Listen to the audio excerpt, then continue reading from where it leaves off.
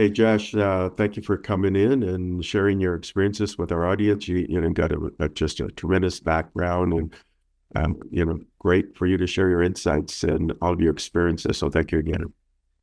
Thank you so much. Really appreciate being here, Stephen. So Josh, what were your sort of three inflection points in your life that led to who you are today? And this could have been when you were 3 or 5 years old. It could have been when you were 10, inside the family, outside. Could have been mentors in school, early jobs you've had, things like that. Things that really shaped you to who you are today. Yes. I think one of them um, is not really a specific one, but the first one that comes to mind is kind of a persistent experience I had growing up of being other, of being different and separate from the other people that I was interacting with. And that was largely to do, I believe, with the unusual way I was brought up. Um, we were quite isolated as children and a part of a spiritual community that believed, um, you know, cer certain interesting things about the world. And as a result of that, I didn't get to interact with a lot of other kids my age until I was older. So we also traveled a lot, and I would kind of see kids through the window of my car. I would see them from a distance, and that natural human bond to want to be closer and interact was felt very presently by me. That was something that often felt kind of unrequited for a long time. So that's definitely one of the formative pieces of my childhood because it made me obsessed with human connection and wanting to understand how to be closer to other people. I thought probably a lot more than most people do about how to make a friend and what friends even were. I think I thought observationally and cerebrally about those subjects, which is not very normal, I don't think. And the second one I would say is I became a photographer in my 20s, partly because it was the only socially acceptable way to stare at people. And that's really what I wanted to do was, again, just to be close. And the camera gave me that reason, that invitation to get to not only see them and observe, but also be invited into the middle of the social rituals, weddings, funerals, parties, where there's a lot of emotions flying around. And I'm very sensitive to emotions, very empathic. That was huge for me because I got invited and I got a front row seat to a lot of what people call the best moments of their life and sometimes the most intense moments. I learned an incredible amount there about emotional connection, interaction, the bonding process. And that really formed the foundation of the work that I do now and my deep understanding of how to build information networks that are inherently um, in respect of and inspired by how emotions are transferred between human bodies and the importance of that. And then the last, I think, is I lost several people I was very close to in uh, in 2018, and that again was a huge moment for me that kind of rearranged life structure that I thought that I had, and I think it made me understand that nothing is certain, and it also really drew me into my body. I was quite a cerebral person before that, and my body suddenly became part of my life because a lot of the pain you feel during loss is not really a mental pain; it's a somatic pain, uh, and it's felt more in the gut, in the chest, those kinds of areas generally. And the pain, which is the point of pain, drew my attention. And as my attention started exploring my own body more, it was a huge moment for me of becoming embodied. I'm a much more embodied person than I was previously. And I do believe again that that has played a foundational role in the work I do now because I think most of the way AI is being built to me seems very heady and cerebral, based on the cognitive system, which is of course very powerful and important, but the emotional system is 500 million years older and it plays a foundational role in sentiency. I mean, far as anybody understands what that is. And it certainly plays a huge role in meaning and how humans connect. And so those are three that really stood out for me. So that's really interesting. So early when in your formative years, you grew up in a different kind of family environment. It sounds like maybe communing in some way, or there's some elements of isolation in there. Like, can we mind that in more detail? Was kind of a spiritual community of some sort, or what was that like? Yeah, I mean, it's an unusual story for sure. Uh, the I didn't even really know that it was isolated, until I was older looking back. It was just a life that I had as a child, and you don't tend to question things until you have perspective to compare them. Um, I had a therapist in my 30s who was really helpful to me and brilliant woman, psychologist and psychiatrist in Los Angeles. And hearing my story, which is the first time I'd ever really told anybody, he said, I've been doing this for 30 years and I've never heard of a child that grew up as isolated as you have. There was three layers of the isolation. The first is we were part of a community that, kind of believed that, we had answers that other people didn't. So that's kind of one layer of isolation. A lot of those communities kind of tend to be based around an idea like that. The second layer is that that community was in another country. So the downside of communities like that tend to be very large out group. The upside tends to be very deep in group. So it kind of balances itself out. I did not have regular access to that deep in group as a child. And so that was a second layer of isolation.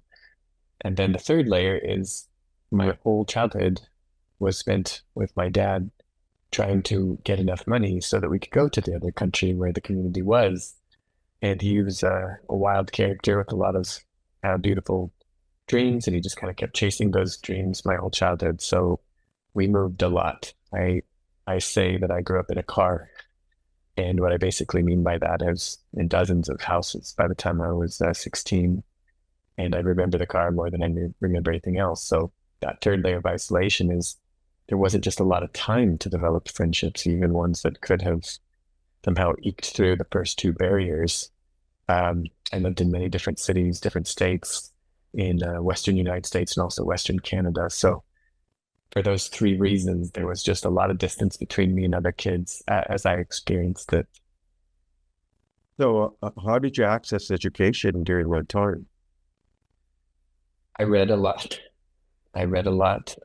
Greek mythology, the most actually. I was obsessed with Greek mythology, and I my dad was a thinker and a dreamer, and he loved books, and so I did have access to some pretty interesting books from a young age, and they also were teachers by profession, and so my childhood was interspersed with moments of you know moments of homeschooling, and I was in short stints in schools of different kinds a few times, but the majority of how I learned was through observation and also reading.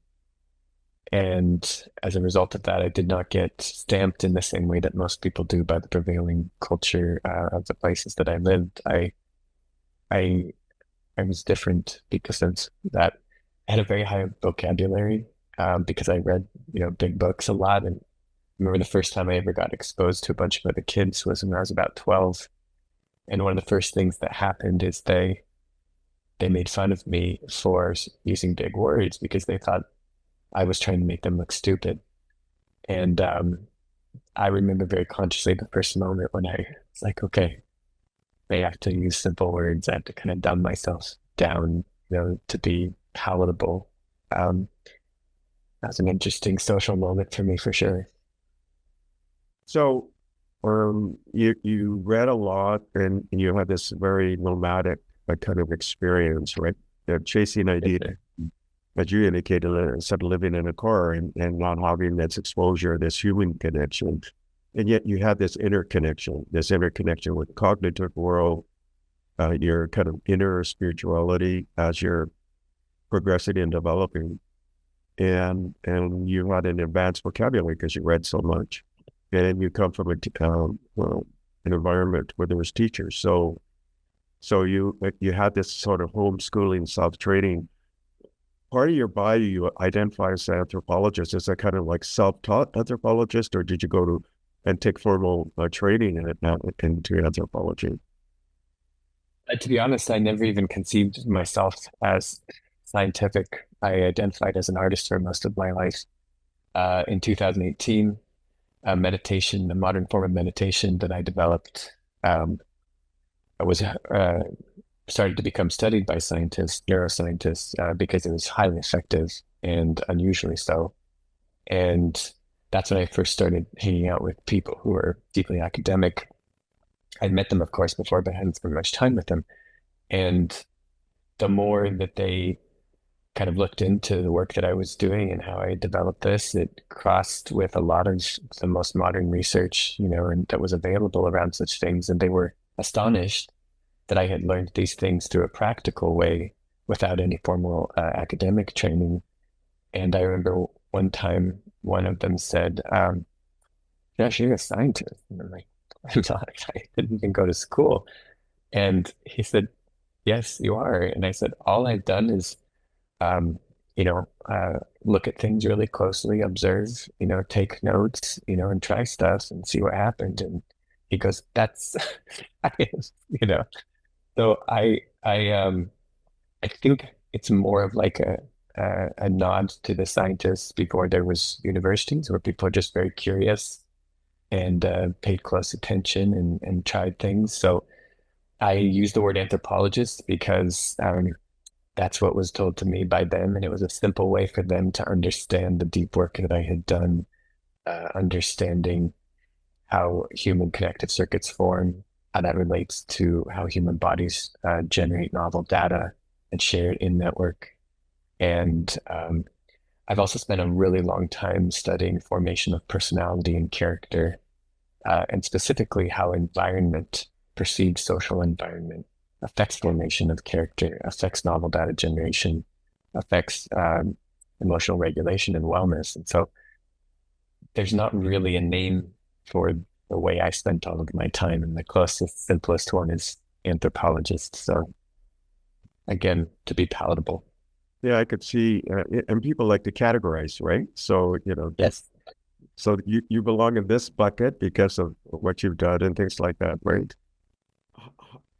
What drew you to photography? I mean, what was your first exposure? Somebody exposed you to a camera, or you decided I'd like to get a camera and get immersed in this idea of photography, and because there is this emotional connection you can do with photography.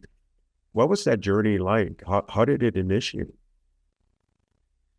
Well, I used to draw pictures. My theory is that a lot of people who identify as artists are, for one reason or another, people who did not connect socially in the most common ways to do that. And as a result of that, spent more time alone.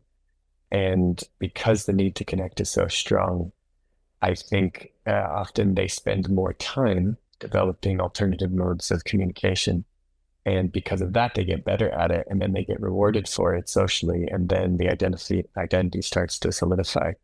It's much harder to tell who's going to be an artist and who's not when you look at a bunch of 3-year-olds. And I'm a strong believer in nurture over nature as being the predominant shaping force of character development. I know that's not held by everybody, but that's certainly been my experience. And because I was more isolated, I did spend more time than most developing what are considered artistic skills. And specifically drawing was something I spent a lot of time doing. And in my teens, when I was trying to connect, with girls specifically, that's the only way that I knew is I would spend a long time drawing pictures for somebody that I liked. And then I would very shyly walk up to them and hand over the paper. And then they would look at it and say, is this for me? And I would say, yes. And then they would be like, wow, it's beautiful. And I'd say, like, thank you. And then their football player boyfriend would come and take their hand and walk away or whatever. And that small moment of connection to me was apparently worth spending 10 hours in my room alone, moving a pen or pencil back and forth. And when I found, I did that for years. And when I found about the camera, I was just blown away because I didn't have to be hours by myself. You actually are there with the person while it's happening. And speaking very frankly, I had a strong desire to connect with girls, and girls tend to like having their picture taken, especially, in that teenage kind of time. So it was a tool for connection for me. And I joke about it sometimes, but I say photography was the only socially acceptable way to stare at people. And it did give me that permission to be there and look and participate. And the efficiency of it was astonishing because it was never really drawing itself that fascinated me, or even photography. It was that I got to be close to people, that I got to uh, learn from them, observe them, be moved by them. For whatever reason, mix of nature and nurture, I am profoundly moved by humans, by the beauty in them, by the uniqueness. And photography gave me a way not only to have an invitation there, but to be paid for that. And so that was a deep form of schooling, watching micro expressions flicker back and forth between people. I got to see that for years in a very, very close upfront area. And specifically, usually the things people want photographed are highly emotional events, things like, weddings, funerals, social rituals of different kinds. And when people are not aware they're being observed and they're in those very emotional spaces, uh, unusually high amounts of emotion are being shared back and forth. And it just felt like magic to me watching all of that. And it gave me a lot of confidence that I didn't have before because I was the one directing them and I was the one asking them to go over here and look here. And over years of time, my shyness, um, became a form of confidence. And as I mentioned to you last time we met, I think I ended up developing a technique that photographers use to draw out authentic emotion from people because um, when you're asked to be photographed, generally speaking, you obscure yourself and your essential nature, the warm, connective piece of you that you would maybe show your closest friends and family, is actually hidden uh, autonomically, subconsciously. Most people don't know how to show that part on purpose. It's a big problem in the photography space. And because of my unique background, I was able to solve that. And I figured out how to create social micro environments to which the bodies naturally responded by um, becoming, by having the center that forms connection and authentic expression become dominant just for a few moments, enough that I could capture real pieces of them. And that technique solved such a big problem that many other people wanted to learn it. And I ended up creating a technique that about 100 million people now in the world have used. And um, that taught me an incredible amount. I got to travel all around the world to demonstrate it and teach it to others. And it also gave me enough money to spend most of the last 15 years, 17 years studying what I was always interested in, which was humans, how we connect, how we create. So you have this journey of isolation, and then you have this instinctive need, now more than instinctive, right? Nurtured need to human connection, finding what is the underlying layers of emotion with people, and you found that you could capture the essence of people by writing or by drawing pictures, almost like a virtual representation of that entity, of that spirit, the emotion that encapsulated in that drawing. And because you're spending so many hours on it, you can be very thoughtful, and then you would get a micro reward, right? Because you'd get attention, and people would say, and you get validation, a micro validation each time we did this. Yes. And then you discover photography. And yet, how did you get the photography equipment initially? Is it because you had part-time jobs and then you thought, you know what, or somebody gifted you a camera, or how did that start? Well, I was born in the United States, and the community that we were always trying to be a part of was in Canada, and Canada does not let people of low economic status come in very easily, and we were basically at the lowest. So that's why my dad was trying to get rich quick for my whole childhood, is because we needed money to go to Canada. That was the whole story of my childhood. And so we did go up there several times and stayed for 3 months or 6 months, however long of a visa we could get. But I was never allowed to work up there because he had the visa, not me. And so I didn't end up being able to have a job until I was, I don't know, 18 or 19 or something like that. And I ended up winning a scholarship at a very tiny town that we were living in, northern British Columbia, to a community college photography class. And at the time, that just seemed like, the most, you know, luxurious thing I ever could have imagined. And I kind of got that scholarship unfairly because I was in a poetry club that had 3 people in it. Myself, who was 16 at the time, a 35-year-old woman, and a 45-year-old woman. And I was a strange child. I was obsessed with poetry at that young age, and um, those are my friends I was hanging out with. And one of those people was on the board for the scholarship, and she kind of knew something about my backstory, and she kind of pushed me to the front of the line. And I ended up getting a scholarship to this 6-month class. And it wasn't even a class about photography. It was a class about how to develop black and white film. But in that place, I had unlimited access to film, which was, again, an inconceivable luxury to me.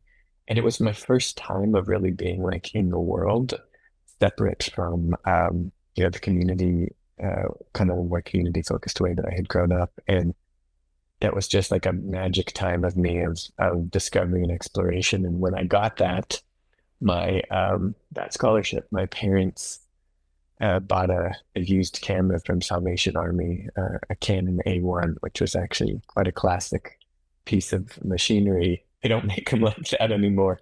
That thing was probably 30 years old by the time that I got it. And I just went crazy. I was in the darkroom all the time. I probably shot 200 rolls of film in those 6 months and developed them all. And yeah, that's how all that began. Yeah, and then you were able to, you found a medium that was quicker than drawing, and yet you could capture the essence. You realized that you had to create micro strategies to bring people out because people would put this layer around. Yes. And because you spent a lifetime kind of analyzing the kind of the other, how do I break through? Yes. To get to other people, you then develop strategies to bring people out, right? Yes. And that became a unique capability that you have and continue to have to draw genuine emotion on other people. And that kind of engagement then becomes a movement in the photography business, and you're at the hub of that movement. And yes, brings you acclaim, but it also brings you financial freedom as well. Yes. So how did that then lead to things like Kindred and Powers? So when you watch human emotion just kind of flow from somebody, it's fascinating. And it's meant to be fascinating because emotions were the original language, much, much, much older than current cognitive structures of any kind. I like to think of emotions as a kind of Bluetooth system between humans. And a simple way to conceive of it is if you have like 15 humans, let's say 30, moving through some kind of a jungle space or savanna or whatever 10,000 years ago, they're all facing in different directions. And so their senses are all pointed in different places, and danger could arise from any direction, or a reward could arise from any direction. There could be berries that were found, or there could be a lion that was found. And the beauty of emotions in that space is, and the utility of it is that one who's facing the reward or the danger senses it and starts to emote. And as the emotion happens, or either of those two things, the senses of the other people become aware of that. And so now the whole group, the whole tribe basically benefits from the senses of a few. So I see emotions as this interconnection, this invisible but very real interconnection between groups of people like that. And because of that, because that's how it evolved, we are wired to pay really close attention, especially to extreme emotions.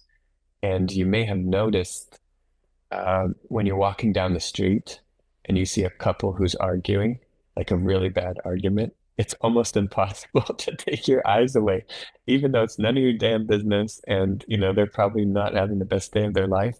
It's almost impossible not to watch that. Same thing when somebody shouts angrily, on the street, everybody looks.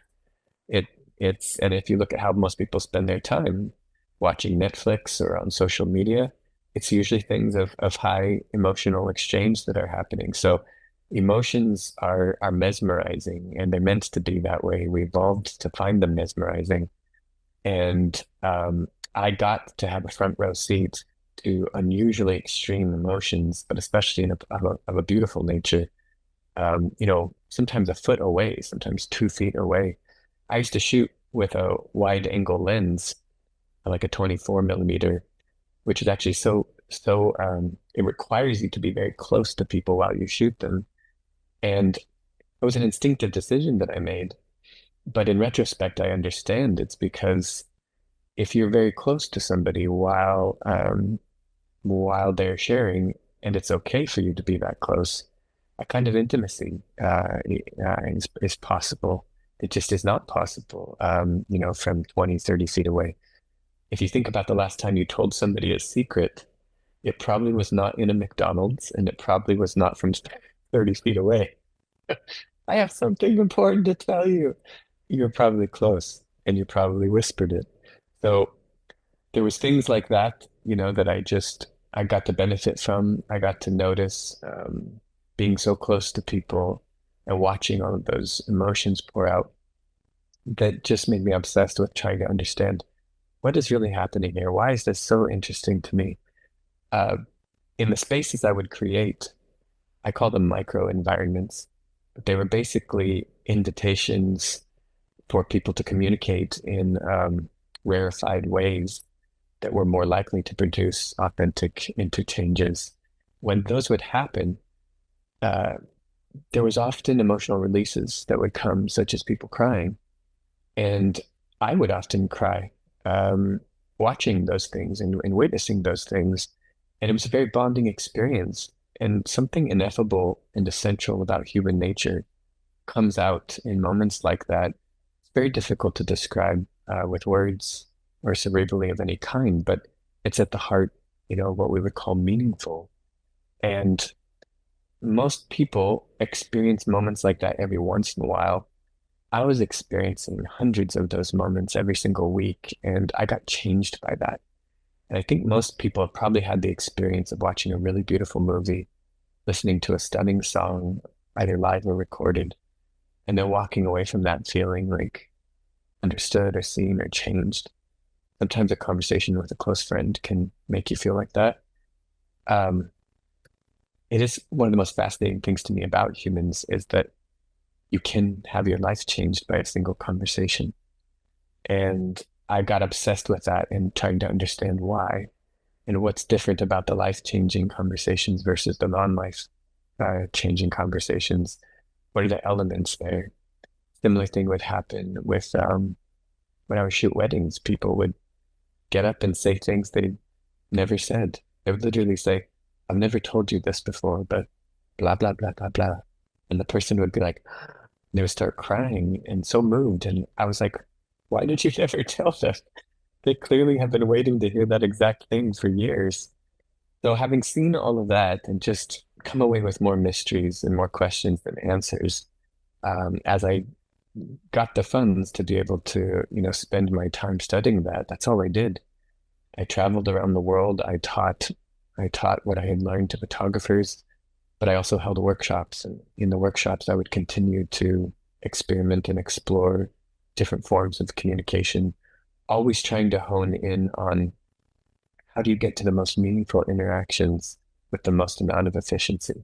Just for years and years and years, really trying to understand why are some things more meaningful than others? What is meaning in the first place? And that happened, for about 10 years. And then I ran into 2018, where I mentioned I lost several family members. And as that happened, and my body went into such pain, and my social structure kind of got the board swept off of it, I kind of had to reevaluate who I was and why I did the things that I did. And in that process, I had to spend time with myself in a certain way for the first time since I was a child. I had surrounded myself with people who needed me, and that was my dynamic, as I was the one who took care of them. And then when those people, were out of my life, there was just me with me. And that was a profoundly terrifying and confronting thing. And from that, it's quite a long story to tell, but to say it shortly, from that, a meditation practice developed that was the amalgamation of everything that I had learned about the creation of circuits between human bodies. And to say simply, something that's, would literally take hours to tell fully, I learned that it's much easier to feel something that somebody else is already feeling, and that emotions themselves, I think, are circuits, or at least parts of circuits, or meant to generate circuits. And I learned how to generate circuits like that for myself. I became the thing that I connected to, and I was able to create an internal circuit because of that. And from that, developed this practice that's called kindred. And kindred means family in Old English. And instead of using thought, watching thoughts, or watching the breath, which are the kind of two classic ways of going into meditative states, both of which are profoundly difficult for most people for several reasons, this practice begins by watching the feelings of another person, which is much easier for people to do. And I set people up in kind of connective circuit dynamics with partner practice, and also in circle dynamics. And then eventually you learn how to do it with yourself, as I had done. And people were experiencing profound ecstatic states very quickly, learning how to regulate their own emotions very quickly. So many beautiful things came from that time that I thought, this is too good. This has to be shared. This has to be scaled. And that's what led me to the next phase. Right. So you live in sort of a deprived environment of emotional connection, right? And with Yes. scarcity, and that scarcity created an adaptive experience for you to learn about connection, made you Yes. thirst for connection and understand the mechanics of connection, which manifested in the drawings and then the photography. But you realize that underlying all of this is this kind of connective tissue. It's sort of a common word that's used, but it's emotion. It's not cognitive thinking, it's emotion. It's emotion basically unifies everybody in some manner, right? Or I did an interview with Jeff Hinton, who just won the Nobel Prize in Physics for his work in AI, calls it subjective experience.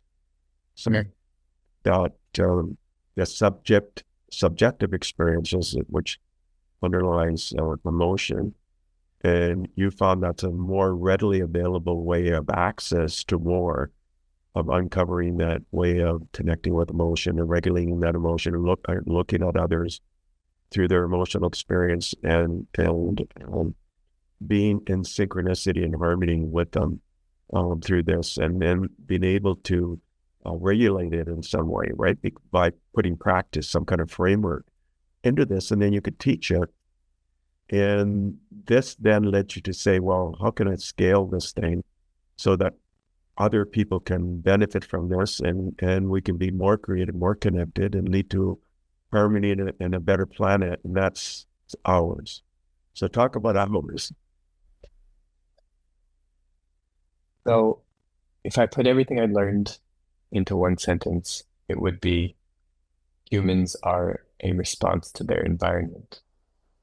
And I think it's very important to understand that humans are dynamic. They are participants in dynamics, and so cannot be understood as individuals and very well, and cannot be understood just by their actions, because their actions are almost invariably responses to the environment as they perceive it. And I do think we have an unjustly petrified,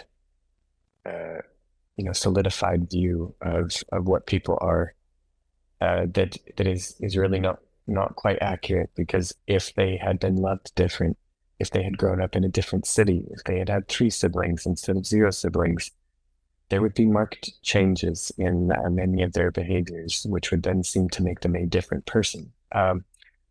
So humans are a response to their environment. I think it's probably true of all animals, of all, life.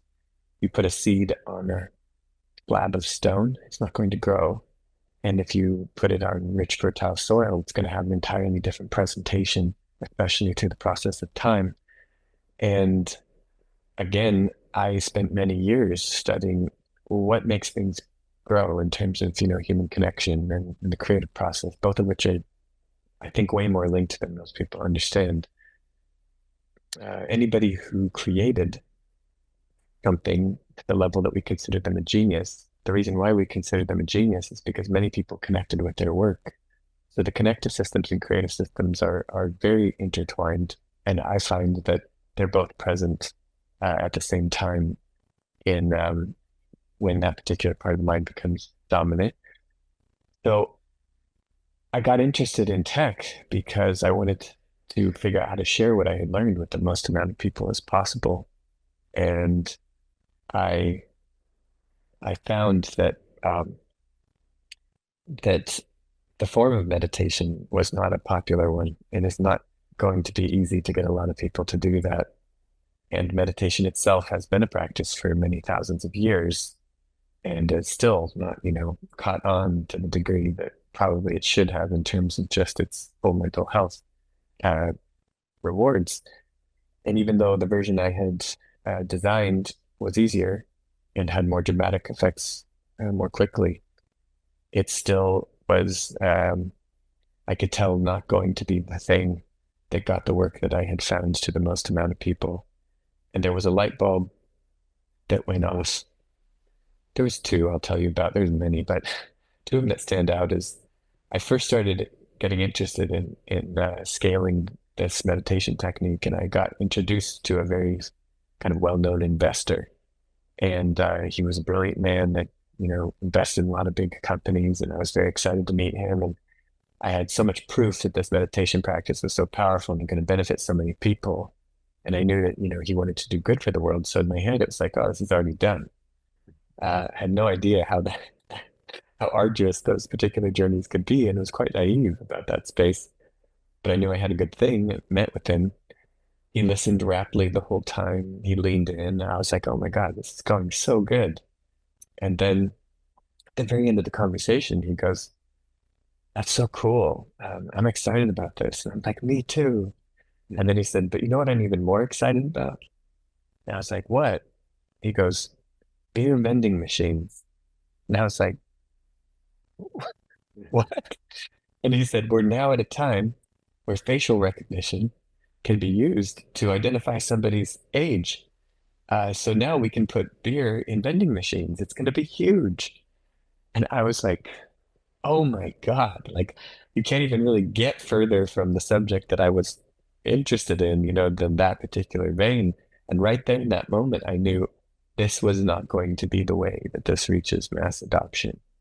And if this guy in this moment, who is supposedly deep into all of these kinds of things, was more excited about a beer vending machine than this powerful technology of, human interaction, this was not going to be the way. And so I started trying to understand, where are people right now? Because, as I mentioned, I had a strange environment for most of my life, and I had rarefied experiences, and I got very lucky to have a lot of those things. And so I came from a privileged perspective that I didn't even entirely understand.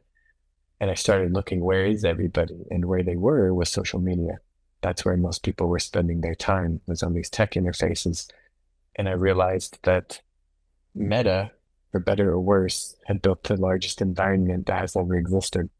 There's more than 4 billion people every day who are responding to that environment.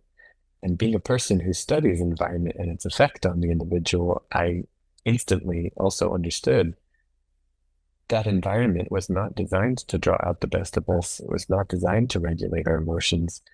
Quite arguably, it's designed to do an opposite thing. I don't think it's unfair to say it's designed to create mass subjugation and even, enslavement in certain ways. And I knew in that moment, that was the second light bulb. Okay, I don't like what they built, but I respect the fact that they were able to build an environment that large through technology.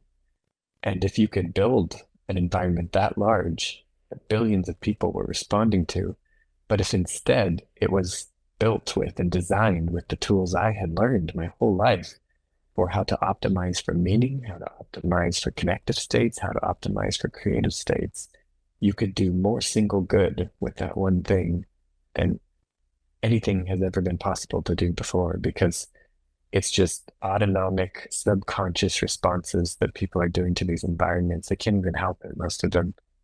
And if it were designed the right way, you would have torrents of connection. You would have torrents of novel data generation, of meaning, just in an inconceivable amount, like literally going from the barest desert of connection and creativity to just rich, lush forests of it. And I knew it was an audacious thing to attempt, and I also knew I had to do it. I had to. So I set out then to do that.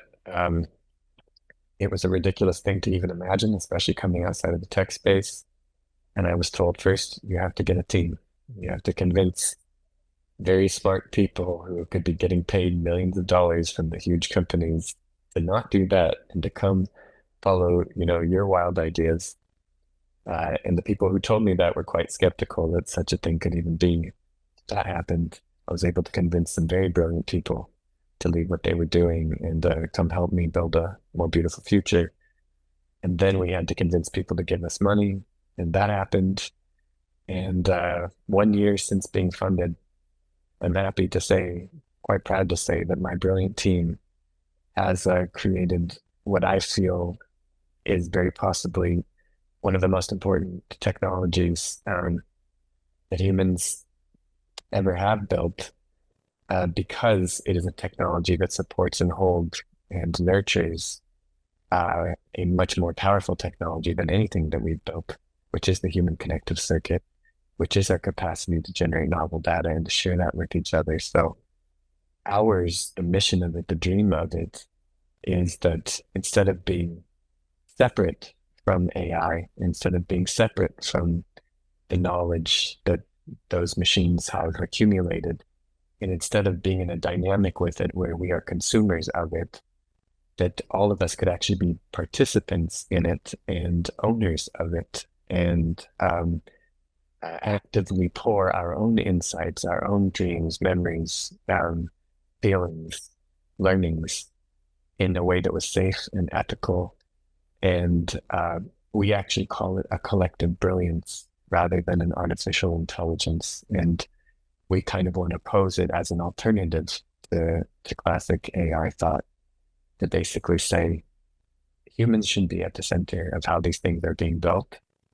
And while I know there's very beautiful minds like yours who have dedicated themselves to that, from my background, from the things that I care about, I don't see humans in the center of a lot of the ways that these systems are being designed, and the mad rush that they have to grow them, and outpace the competitors, to me is also very concerning, because the human part keeps getting pushed down beneath. And I think it is imperative that humans are in the center of these things. I think it's imperative that these things are built in a way that prioritizes and understands the deep importance that emotions have in these systems, and the profound effect that these technologies are going to have in the way that current and future humans will be shaped. And so the dream of ours is to offer a technology like that.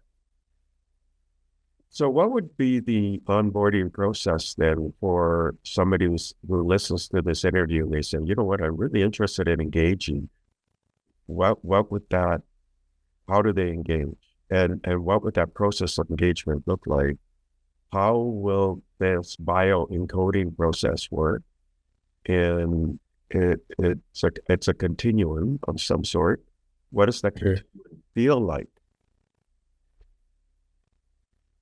Well,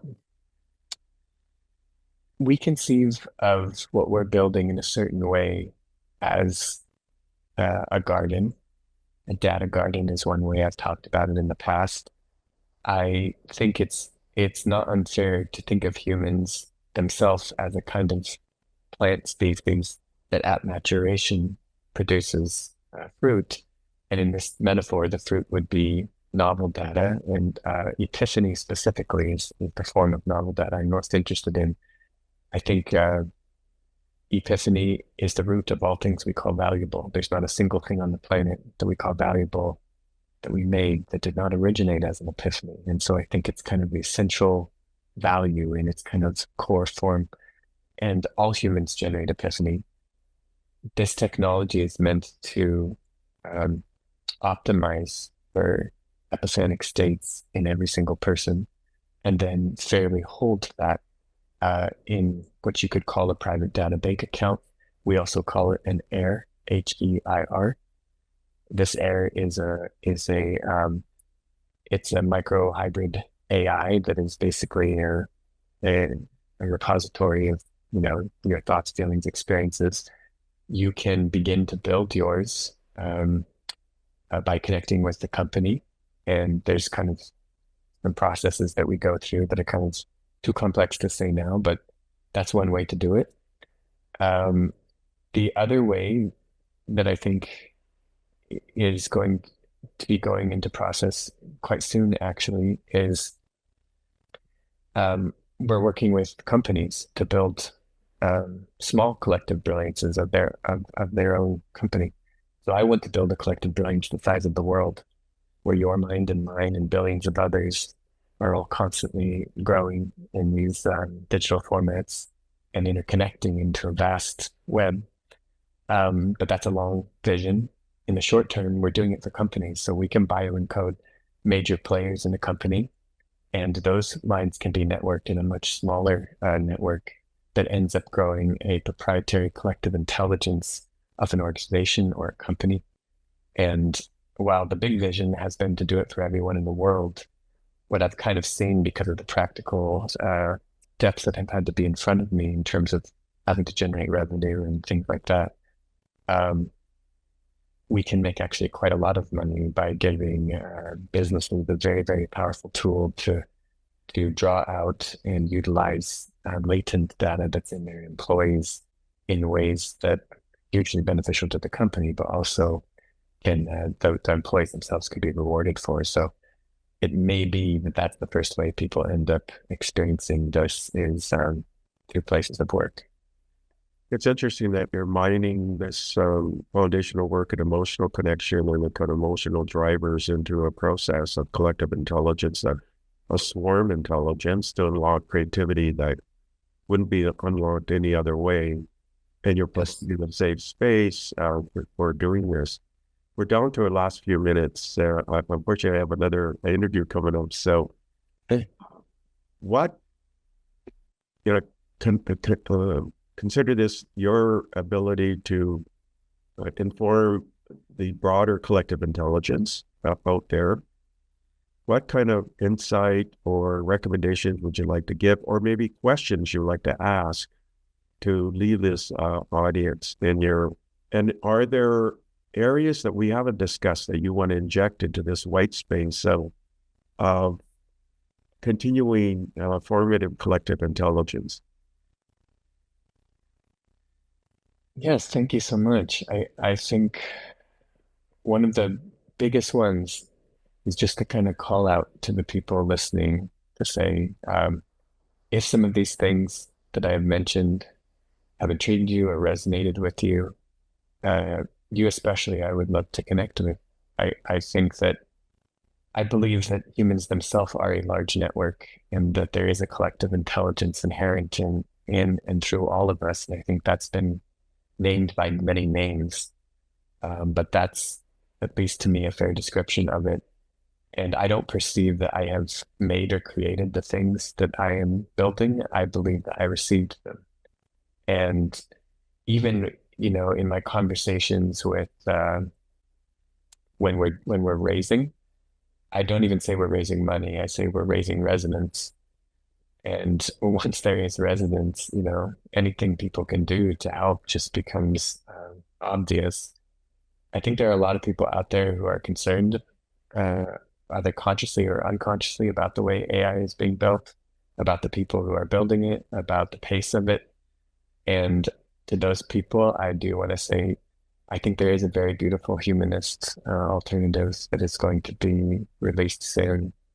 And to the people who feel resonant in themselves to want to be a part of that, I would ask you to reach out to us, because we have a growing collective of some stunning minds, just stunning, brilliant, beautiful, thoughtful, compassionate, very intelligent, who want to be a part of our mission to build a collective brilliance, build something that, is in honor of the human species, is designed to protect and nurture and cultivate the best out of us. I think there's a chance here that we build something bigger than we know how to handle as humans, and it kind of steamrolls us. And I think there's another chance that we can build something with the collected wisdom of many people who are presently not at all involved in these processes. And from that multifaceted perspective, I have a better chance of building something that's really going to be skilled at nurturing us as a species, that can help us through gentle transitions rather than violent ones. And if those things resonate, we'd love to connect with you. I mean, you're providing a aperture, kind of using the sort of camera metaphor, the ability to be custodians or stewards of the collective intelligence or swarm intelligence, and to unlock ancestral memories as Yes. future, and to co-create in a way that is unimaginable today. So, Josh, thank you for coming in and sharing your insights with the audience. Definitely unique way of thinking, and really designed to be a service for all. I wouldn't say humankind, I would say more than like all life, and custodians for the planet as well. So Thank you so much. Very much appreciate you and your good work. Thank you for listening to the Brand Called You videocast and podcast, a platform that brings you knowledge, experience, and wisdom of hundreds of successful individuals from around the world. Do visit our website www.tbcy.in to watch and listen to the stories of many more individuals. You can also follow us on YouTube, Facebook, Instagram, and Twitter. Just search for the Brand Called You.